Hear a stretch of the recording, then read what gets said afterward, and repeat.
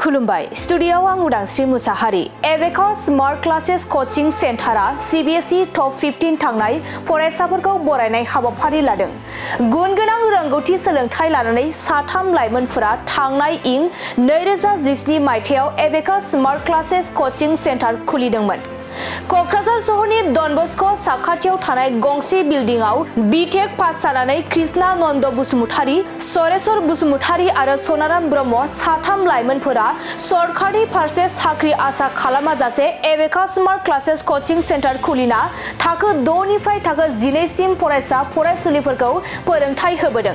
बे सेन्टाराव maths, physics आरो बिगियान आयदायाव जा आयदा बे आयदाफोरखौ फोरोंथाय होयो। बे एबेकास स्मार्ट क्लासेस कोचिं सेन्टारनिफ्रायनो सोलोंथाइ लाना सीबीएसई जों खुंजानाय एचएसएलसी आनजादाव टप 15 थांनाय फरायसाफोरखौ बरायदों। खौरांनि गेजेरजों फोरमायदों दि बे गंसेल' एबेकास स्मार्ट क्लासेस कोचिं सेन्टाराव जाय फरायसा फरायसुलिफोरा सोलोंथाइ लादों बैसोर फरायसाफोरा मोजां जौखोन्दो लानानै उथ्रिसार जानो हादों होनना खौरांगिरिनि गेजेरजों फोरमायदों। दा प्रथमावनो नोंसिनि बाहाय सफैनो हानाय निउस चेनेलफोरखौहाय जोंखौ कभारेज होफैनायनि थाखाय गिबियावनो धन्यबाद जासिहरनाय जाहैबाय। दा दिनैनि दिना जोंनि थाखाय बिराद प्राउड मोमेन्ट जे जोंनि स्टुडेन्टफ्रा बिराद मोजां नाम्बार पार्सेन्टेज लाबोनानैहाय पास जाबोनो हादों। ओमफ्राय दा जोङो नैबे मिडियानि थ्रुयैहाय जे बयखौबो रायजो राजाफोरखौहाय एसे मेसेज होनो नागिरदों आरोना। आरो जिहेतु जोंनि खाथि खाला बयबो गुबुन भाषा रायज्लायग्राफोरबो थायो नालाय आं बिनि थाखायनो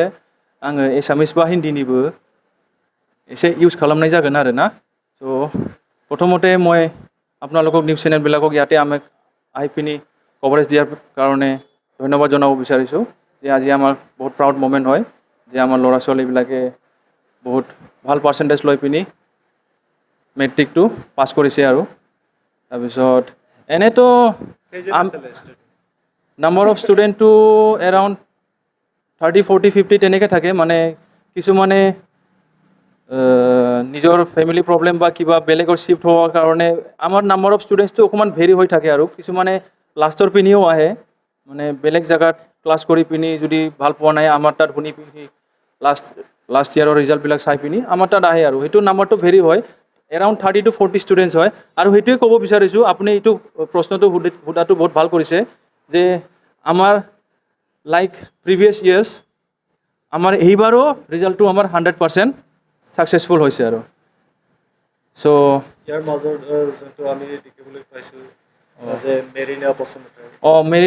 মেৰিনা বসুমতাৰীৰ কাৰণে আৰু মই কি ক'ম মানে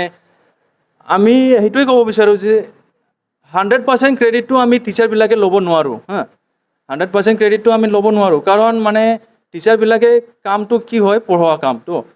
আমি পঢ়োৱাখিনিতো আমি ইন ডেপথ নলেজবিলাকতো দিওঁৱে হয় কিন্তু নেক্সট কামটো হ'ল নিজৰ ওপৰত ডিপেণ্ড আৰু ষ্টুডেণ্টছবিলাকে ঘৰত গৈ পিনি আমি যোনটো হোমৱৰ্কবিলাক দিওঁ আমি প্ৰেক্টিছ কৰিবৰ কাৰণে দিওঁ ঘৰত গৈ পিনি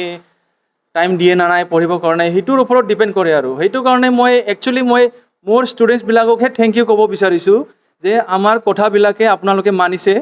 সেইকাৰণে আপোনালোকে সেইটো ৰিজাল্টটো আপুনি এইটো আজি দেখুৱাব পাৰিছে। চ' we as a institute we are very proud of you all, so thank you very much। और हेतुए कब विचारिছোঁ जे और नेक्स्ट आगे जाके भी आप लोग खूब फलो फूलो खूब अच्छे नंबर लाओ जो भी करो लाइफ में वो सक्सेस और फेलियर्स तो होता ही रहता है। आज सक्सेस हो गया आप लोग कल आप लोग फेल भी हो सकते हो किसी अलग फील्ड में जाके है ना। तो लाइफ फेल होने से भी उसको सक्सेसफुल में कैसे बदलना है वो आप लोग को लाइफ में जाके ही पता चलेगा। तो बी स्ट्रॉन्ग ऑलवेज, ठीक है ना। जैसे आप लोगों ने इस एग्ज़ाम के दौरान इस पूरे साल के दौरान आप लोगों ने अपना अंदर वाला जो स्ट्रेंथ दिखाया है आप लोगों ने तो उसी तरह आप लोग ऐसे ही स्ट्रॉन्ग बनिए लाइफ में जो भी हो जस्ट ट्रस्ट द प्रोसेस यही मैं कहना चाहूँगा, ठीक है ना। और लास्ट में यही कहना चाहूँगा कि एक्चुअली बहाय 6 थाखोनिफ्राय क्लास 6 निफ्राय क्लास 12 सिम फोरोङो आरो ओमफ्राय साबजेक्ट्सफोरखौ जोङो मेथ्स साइन्स ओमफ्राय बे क्लास गथ'फोरनिखौ 6, 7, 8निखौ जोङो इंलिश ग्रामार फोरोङो आरोना स' क्लास 6, 7आव आमी क्लास 6, 7निखौ दा जोङो अल साबजेक्ट फोरोंबाय सरि कारेक्सन क्लास 6, 7निखौ जोङो अल साबजेक्ट जोङो एबारनिफ्राय लाजेनबाय आरोना स' मा होनोमोनलाय बेखौहाय मोनसे आङो कनफिउजन क्लियार खालामबावनो नागिरदों नैबे मिडियानि थ्रुयैहाय जे जोंनि मुङा जे एबेकास बाहाय नुनो मोनगासिनो दङ बे एबेकासजोंहाय माखासे पेरेन्टसफोरना मोनसे कनफिउजन थायो जे जोंनि भारतीय जोंनि हिस्ट्रियावहाय जे बै भेदिक मेथामेटिक्स माखासे जोंनि सर्टकाट मेथड्स बायदिसिना जे थायो बेखौहाय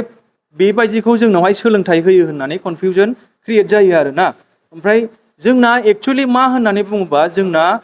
बाहाय जे क्लास 6निफ्रायनो क्लास 12सिम जेसेबां CBSE सिलेबास बा सेबानि सिलेबास बावहाय बे NCERT लेखा बा सेबानि मा टेक्स्ट बुकनि जा सिलेबासफोर दङ जों बेखौहाय नर्माल साबजेक्ट्सफोरखौ फोरोङो आरोना ओमफ्राय जोंना स्पेसियेलिटिया मा होनोबा जोंनावहाय मानो एफा मोजां रिजाल्ट फैयो होनबा जोङो एकदम जोङो जास्ट जोङो मखास्थ'ल' लाहोआ बावहाय जोङो मखास्थ'खौहाय दा खालामसो होनो जोङो बाहाय स्किलसो फोरोङो बाहाय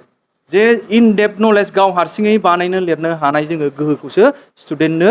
फोरोंनाय जायो बाहाय जोङो नलेजखौसो फोरोङो बाहाय जे इन डेप्थ माबा मोनसे टपिकखौ फोरोङोबा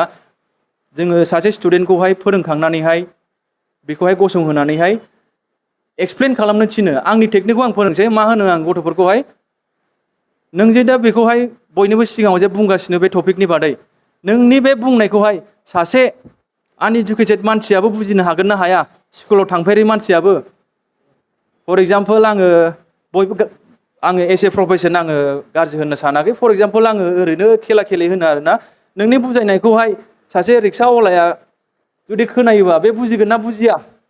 बेबायदि लेभेलनि गावखौनो जों स्टुडेन्टसखौनो बुजायनोसो थिनो उल्था मास्टारखौ बुजायफिननांगौ बे जोङो स्टुडेन्टफोरखौ टास्क होयो आरोना जे सिलेबासा जोबखांनानैहाय चेप्टार्सफ्रा जोबखांनानैहाय